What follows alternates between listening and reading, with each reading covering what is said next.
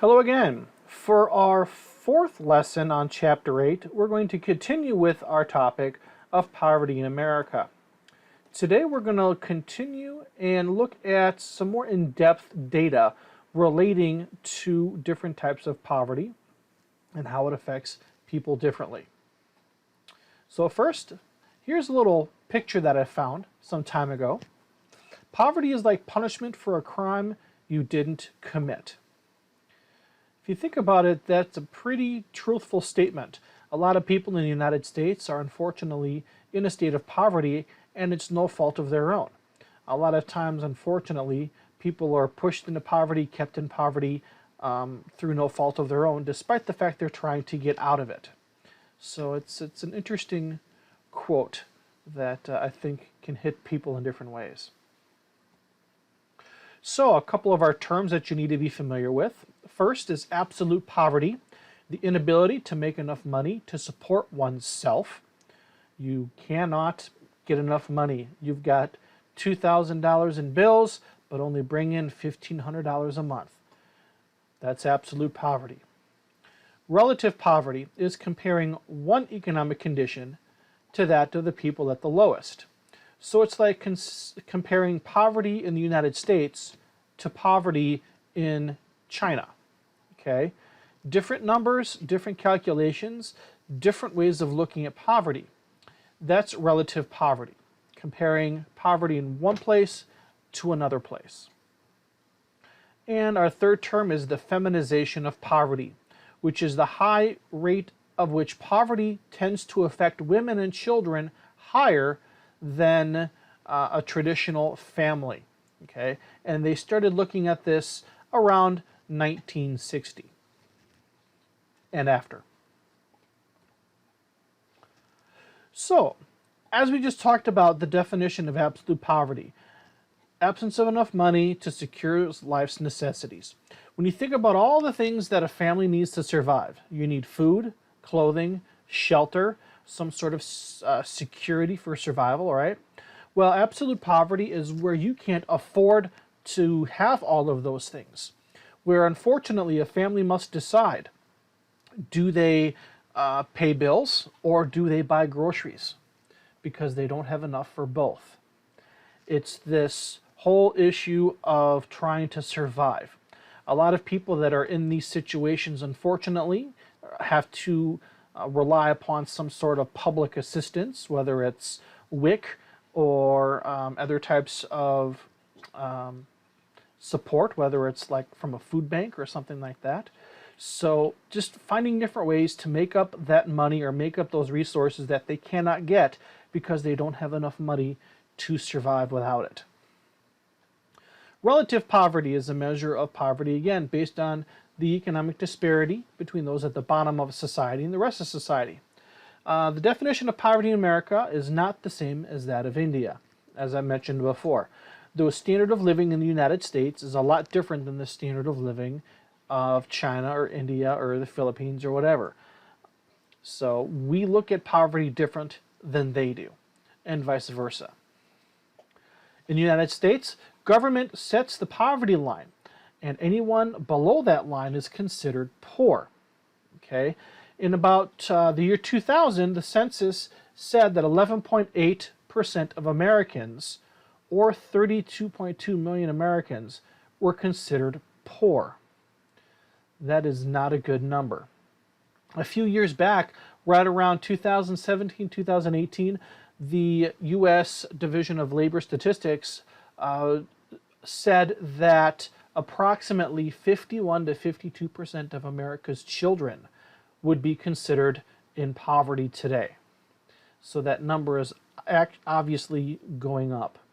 Now, when we're looking at children in poverty, keep in mind that a lot of children live in the same household. So we're not looking at household poverty, we're looking at children poverty or child poverty.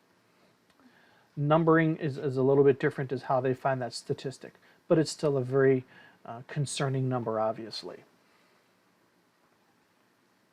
So, when we're looking at poverty in America, we need to identify who the poor are. Well, there's a lot of numbers and a lot of information we have upon this, so make sure you kind of follow along, pause if you have to try and get this information, as you might find it useful, interesting, and hopefully something we can learn from. So about 46% of the poor in America are white. Okay, poverty rate is about 7.7%. So of all the people that are poor, about 46% of them are white, which I thought was interesting when I first learned that. African Americans and Latino, their poverty rate is about 23%. So of all those in poverty, about 23% of them are African Americans or Latino. Combined, they make up about 0.25% of the total population, or nearly half of the poor. Over half of the poor households are female-headed, which means dad, again, is not in the picture. Whether he died or has some other things going on, mom decided not to marry, whatever the case may be, mom is the one in charge of the house. Half of all those that are poor or below that poverty line, mom is in charge of the house. This brings up the concern of this idea of the feminization of poverty, which is a trend in the United States society in which women and children are making up an increasing proportion of the poor. As time seems to go on, more and more women are single household parents, are becoming more and more likely to become in poverty. A little bit more information. We got about 9% of people that are 65 or older live in poverty, and 12% of America's poor are disabled, meaning they're deaf, blind, or some other type of physical handicap. There's a lot of different ways we can break up poverty with this, as you can see. So now the next question that you should be asking, hopefully, is what's being done about it? In 1964, LBJ, or Lyndon Baines Johnson, the president at the time, marshaled the forces of the federal government to begin a war on poverty. His belief was that the poor, his philosophy was to help the poor to help themselves. So in order to get people out of poverty, we needed to help them out first. So he provided a number of reforms, including the welfare reform policies, where the United States government would provide some sort of financial and service assistance to get people working in order to survive. He did this through food stamps. He did this through welfare programs, promoted money being sent to states to help support states with these welfare programs.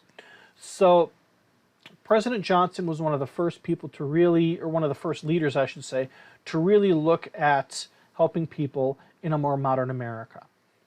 We could always go back as far as pre-World War II in the 1930s, during the time of the Depression.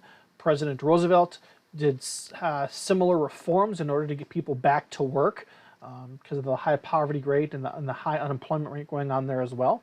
But in the more current and recent time period, 1964, we can thank President Johnson for that. So that ends our quick lesson 4 again today for looking at poverty in America, dealing again particularly with who these poor people are and the feminization of poverty. If you do have any questions, I encourage you to put a little comment in the box below, send me a message, and I'd also suggest and encourage you to read section 4 of the textbook as well in chapter 8. We did a quick summary of a lot of different numbers here, but the book does provide you with a little bit more assistance and detail that was not provided in this lesson.